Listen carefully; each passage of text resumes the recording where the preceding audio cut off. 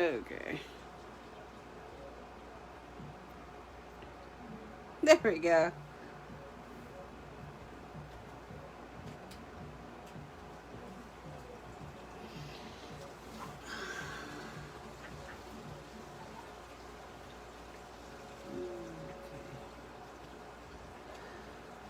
Alrighty, sorry about that. The first time I went live, it wouldn't let me rotate my video, so I had to go out from being live and then come back in, and I really apologize for that.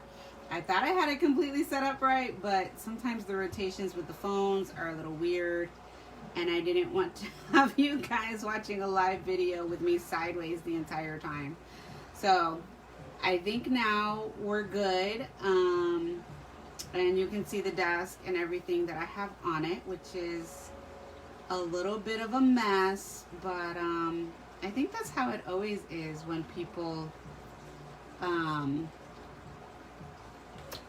don't know, crafting, being creative, whatnot. I am super, super excited to be here. My name is Beth. I'm on the design team for this amazing, amazing store, the Scrapbooking Store, and the kits are just so, so awesome.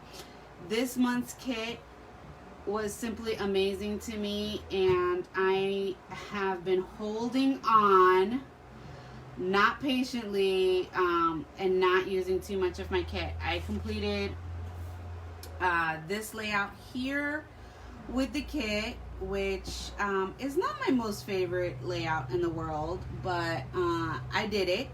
And then I have saved all of the papers except for the paper that I used for that layout.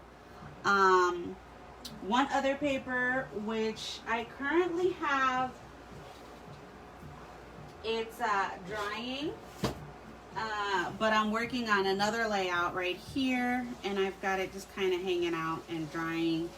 I've got some mixed media going on, so I'm letting this completely dry before I move on to embellishing and everything. So other than that, all of the other papers I have been holding on to so that I can teach you all how to create a traveler's notebook insert with one of the kits that you get. And traveler's notebook inserts are a great way to document those moments that don't necessarily need a whole, layout.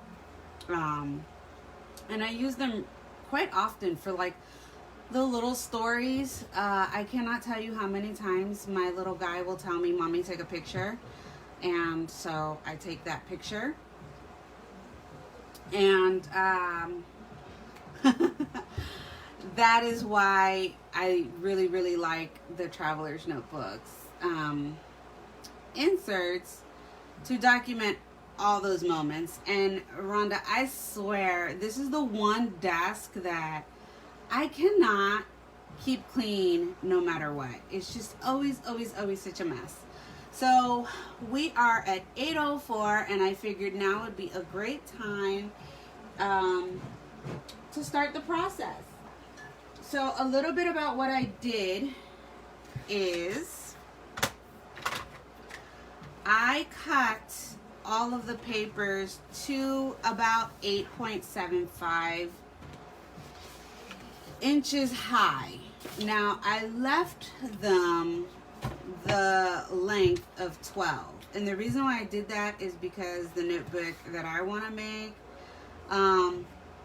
I'm a little undecided, but I'm pretty sure I'm going to go with an A5 size notebook, which in Traveler's Notebook terms, it's A5. If you're a scrapbooker, A5 is pretty much the same exact size as a 6x8 photo album.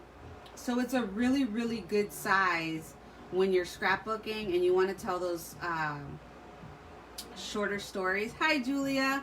Those shorter stories, but it still gives you enough space for your journaling and embellishments and all of that. So that is why I have left it to be a full size 12 inches width-wise, but the height is 8.75.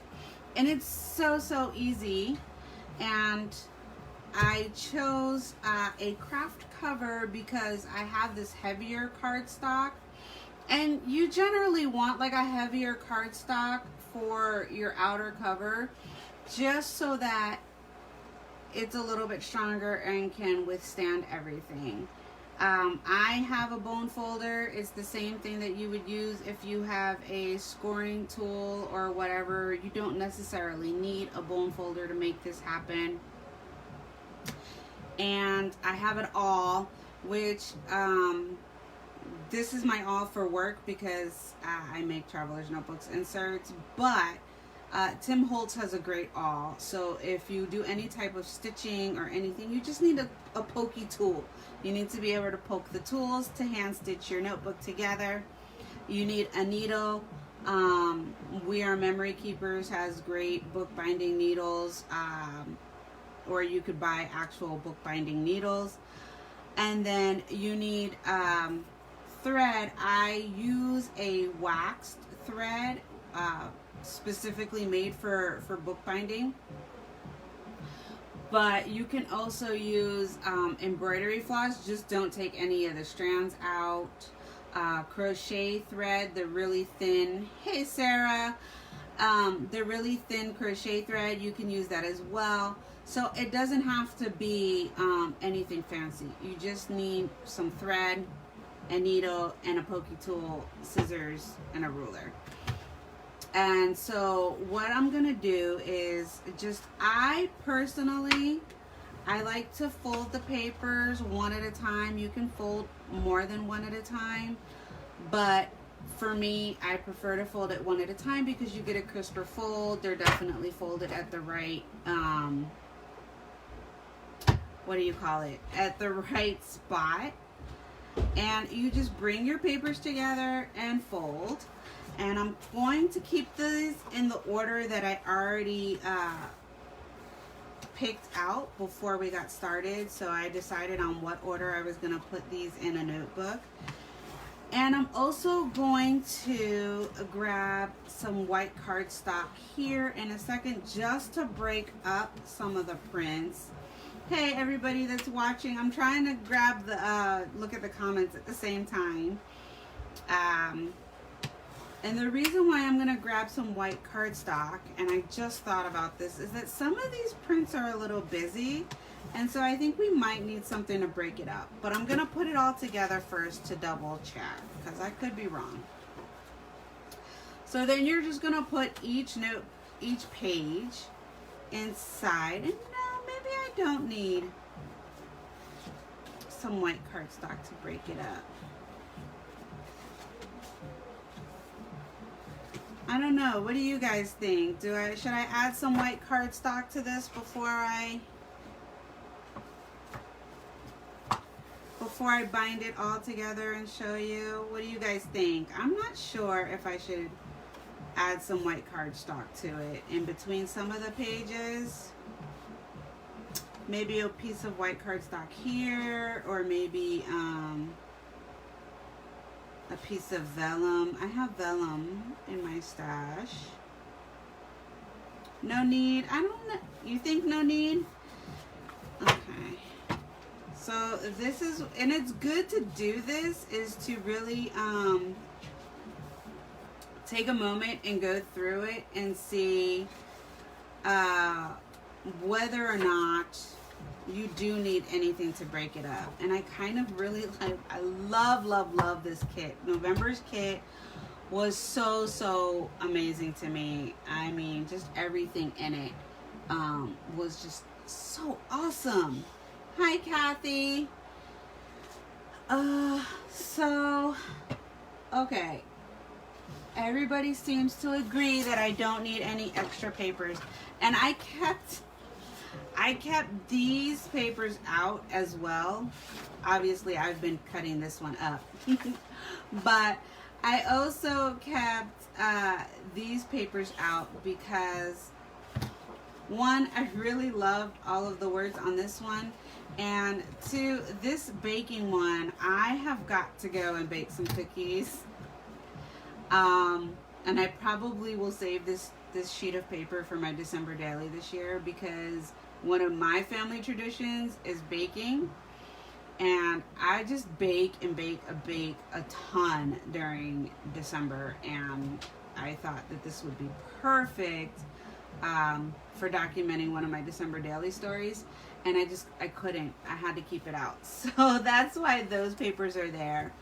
Alrighty, so everything is put together, and you can see everything's pretty much in the middle, and this is why I like to fold them one by one. I know, right, Heather? I cannot wait. I'm so excited for that paper. And then you're gonna take it and just make sure that everything is still lined up and lay it down. So I have this craft foam mat thing that I use. I got it at Michael's for like $1.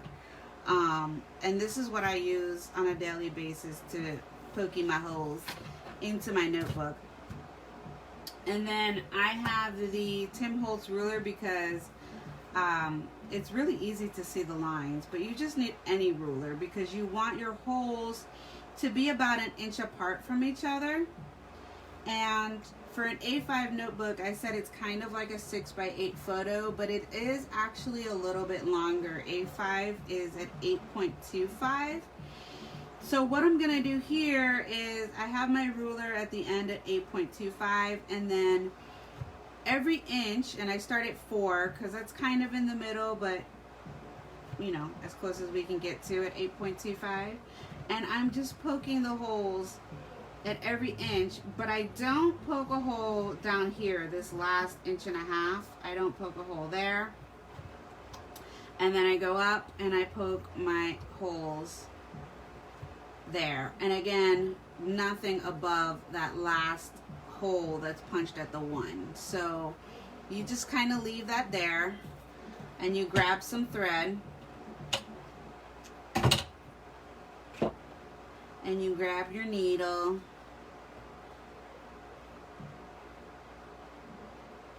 and bookbinding needles, the eye holes are fairly large, so it's not hard to thread them at all. So even when I do stitching, on a scrapbooking layout or anything, I generally will use one of these needles just because the eye hole is so big. And then you're gonna go through your first hole right in the middle, because we're gonna do a saddle stitch here, and this gives us the strongest notebook. Also, it helps it lay flat by using a saddle stitch. And then you go down the hole that is after the hole in the middle, and then you go back up and then back down. And then what you're going to end up doing here is you're going to end up coming all the way back up. And you just, that's it. I mean, your notebook is pretty much almost done. You're just going to finish stitching here. Does anybody have any questions for me so far about the notebook?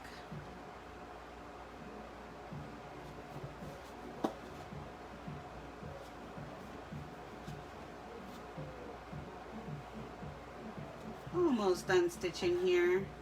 So they don't take a long time, and there's really no need to go all the way up here because we're going to cut some of that off, and we're going to cut some of it off at the bottom as well. Alright, so then you end up coming back to your middle hole, and you're going to tie a knot, and we're still on the outside of the notebook here, so it might seem weird to be tying a knot, but this is how we secure it. And then we're going to go in, we're going to take the needle and place it through that middle hole again, and then pull it through. And then you take your little tail that you left on the inside of your notebook, and you're going to tie another knot. And that's it. You're gonna trim your threads, and that part is done.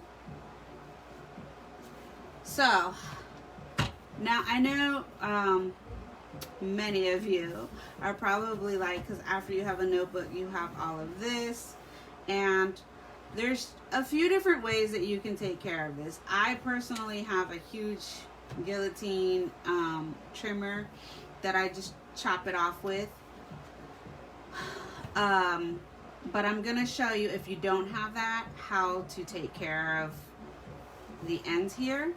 And the top and the bottom is actually pretty neat, but I'm a little weird and needed to be an extra neater for me.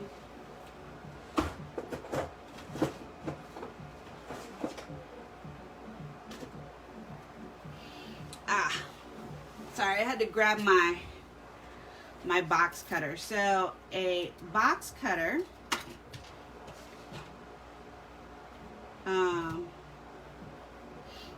and again, the Tim Holtz ruler has a metal bar on one end, so it's really easy to chop papers off with a box cutter in that.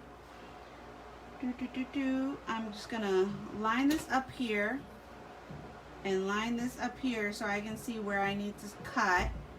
And oh, my pencils. I'm just gonna grab a pencil. So again, A5 is 8.25. Oh, Sherry, you really should. They're just so easy. Once you do it one time, you're like, oh, that wasn't so bad. So I'm just gonna mark here 8.25, and I'm also gonna come here and mark 8.25, just so that I can oh goodness, I lost my train of thought. Just so I can match up those points. And actually, I think it might, Tanya, it is easy, and I've decided to go in from the, it's been so long since I've actually chopped the paper off this way, so please forgive me, but I'm gonna do it from the inside because it lays flatter that way, and your thread is kind of a nuisance. Oh my gosh, so fun to document a trip this way, Heather.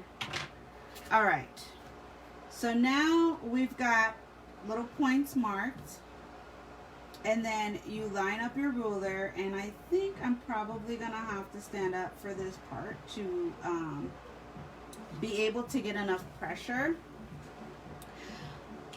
But now that the ruler is lined up on those points, you literally just take your box cutter and you're gonna go slow. Slow and steady wins the race when you're doing this part. You don't want to like try and go fast and get all of the layers. You just want to go slow and steady. So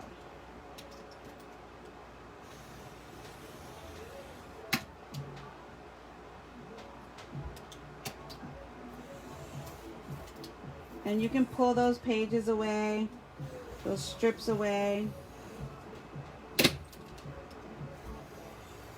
And again, slow and steady wins the race when you're doing it this way.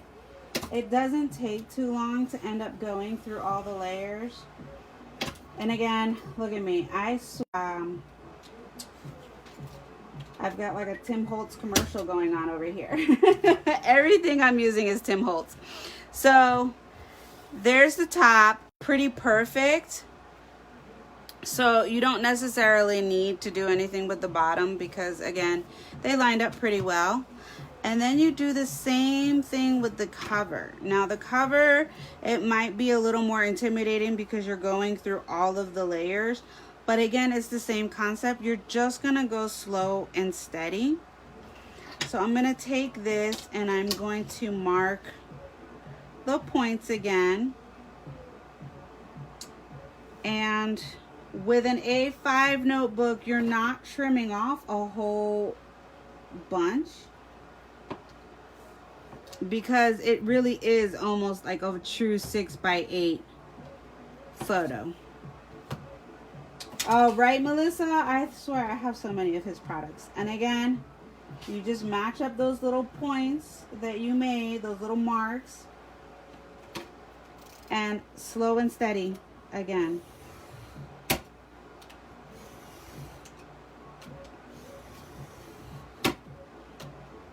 It's super, super, super easy. And these kits, it's a great way to use the whole kit and just get a lot of use out of one kit. You could document a whole trip. You could document a month. You could just document those little stories that you want to tell. Okay.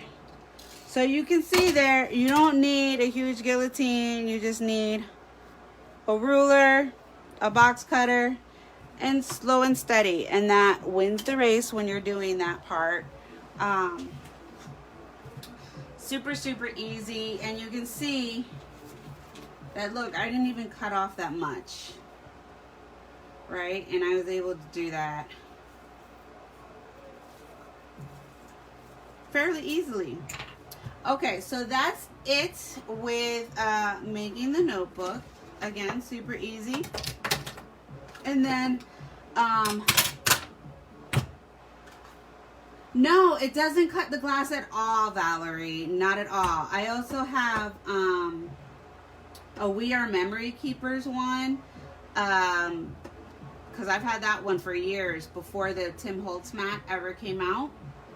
And I have cut so many notebooks on that glass mat. When I first started my business, the first 500 notebooks that went out for my business were cut just this way, with a box cutter, the Tim Holtz ruler, and that glass mat. And it doesn't scratch your mat at all. So, the last thing, we got these awesome stickers with the kit. And these are a great way to, like, kind of cover the front of your notebook. I also thought, and I had some of them, but again, my desk is a hot mess. Like this, remember this here would be really, really, I really hope you do make one, Maria. But remember this would be great for the front of the notebook. And if I can get my scissors. I did not glue the paper to the notebook. I hand sewed it with some needle and thread using a saddle stitch. And that I'm pretty sure the video will be up on the page, and you'll be able to go back and watch it later. So, like, this kit, it's just such an awesome kit.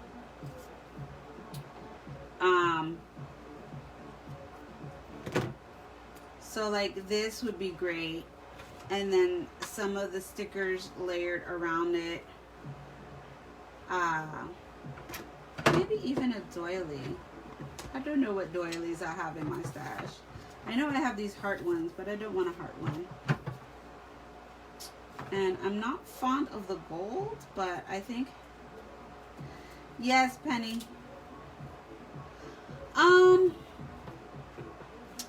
You don't want to go too thick, Heather, because then poking the holes and cutting through the layers.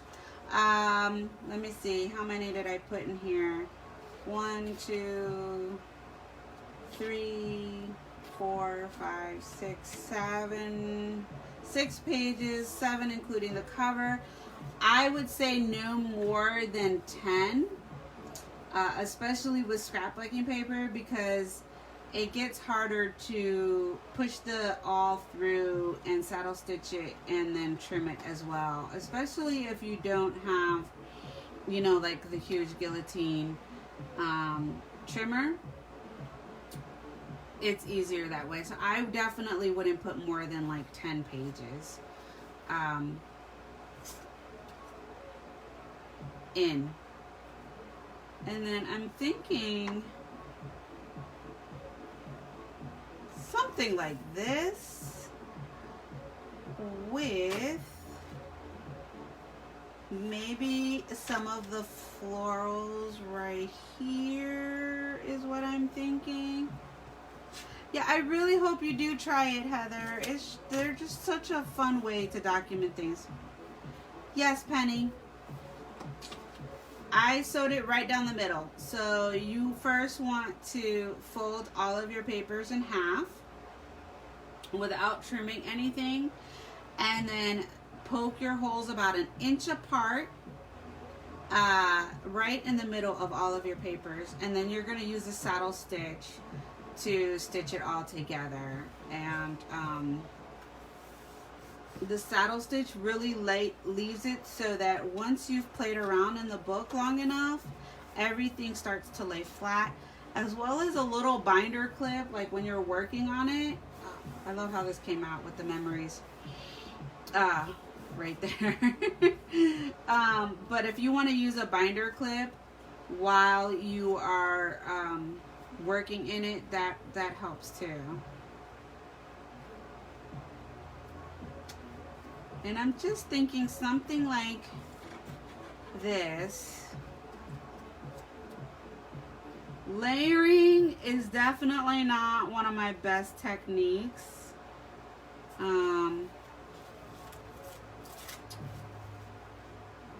Yeah, it's just not. Mixed media I'm probably best at, but like layering things down I am not the greatest at. But I kind of really am digging that. And I'm just showing you that, you know, the stickers are just really, really awesome for documenting. I really want this little birdie. She needs something to sit on. So I think right there. It would be, they're great for embellishing your front, because like I said, with the front of the notebook you want a cardstock that's a little bit thicker. This one that I'm using is actually the Cricut one. It's their craft, I think it's called craft board, and I'm using that for the front of the cover just so that I have a thicker cover. And you know, if I wanted to take this on the go with me or whatever, I know that the notebook itself, the inside pages, wouldn't get too damaged. Because if I have this thicker cover and stick a binder clip right here on the side and hold all of it together, I could throw the whole thing in my bag and go. I wouldn't need it to, I wouldn't need, like an actual like cover to put the whole thing in. It would just work like that. And I think I'm gonna stick with just that for now. So I'm gonna add some tape there, and there we go, just like that. And I'm using the Scrapbook.com tape because I really like it. So, any other questions? I don't want to keep you guys too long here. But if you have any other questions, I'd be glad and happy to answer them.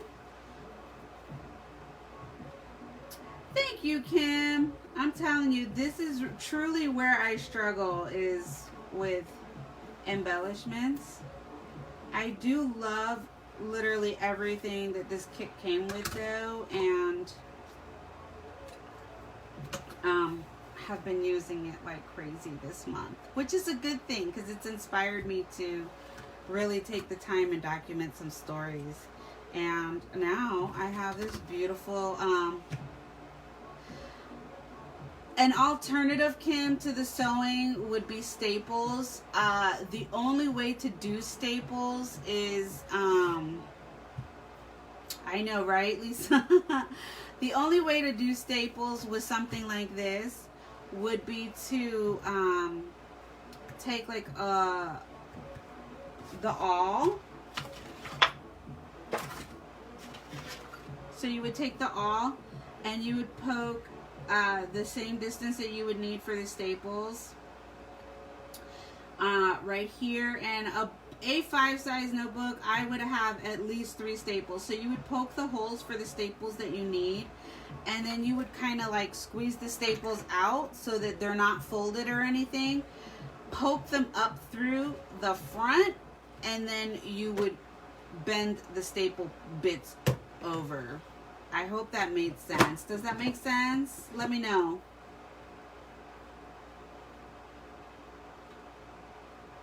I don't even have a stapler to demonstrate that. I have my mini stapler. I don't know if it'll work though.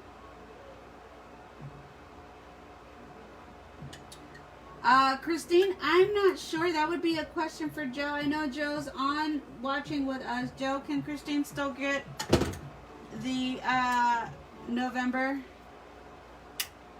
Oh, good. I'm so glad that made sense, Kim. I wasn't sure if I was explaining it.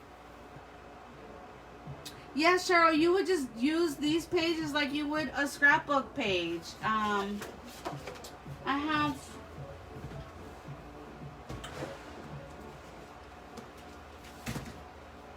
I have one here. So just like this is just one of those, actually 2 different little stories, and one of my watercolor sized notebooks. And I watercolored, I added some mixed media. You can see here one of those pieces from the kit, and 2 little photos that I printed using the Project Life app. I printed those and then stuck them down and journaled a little bit. And so that's it. I mean, that's what you would put on the inside of one of these. If you're taking a trip, you document that. Here I just playing around with some paint. Yes, Lisa, it is awesome.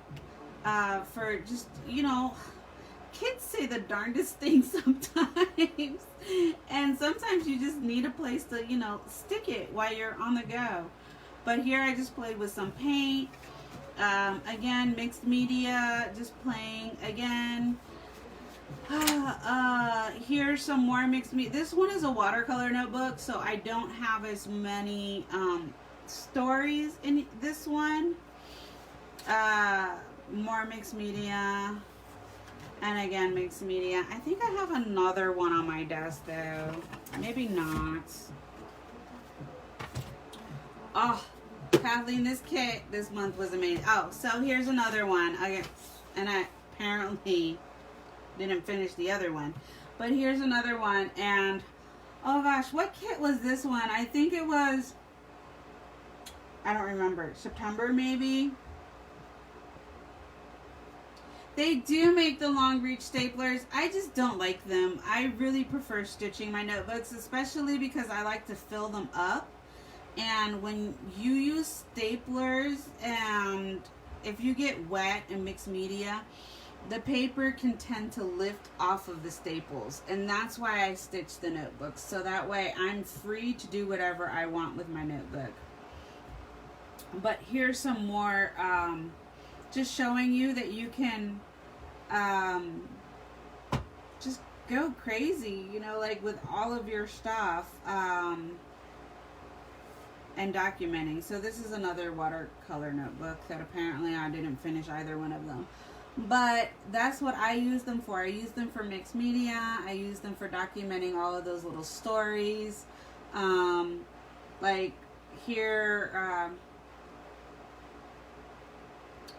yeah, Lisa, for me, because I really tend to use a lot of mixed media and paint and whatnot, and even if you use like a lot of embellishments, I tend to try and use the flatter embellishments in my notebooks, but it can really turn your notebook into the pages lifting off, and then before you know it, come the middle of the notebook, you know, your pages are not connected anymore, which is why I prefer the sewing of the notebooks.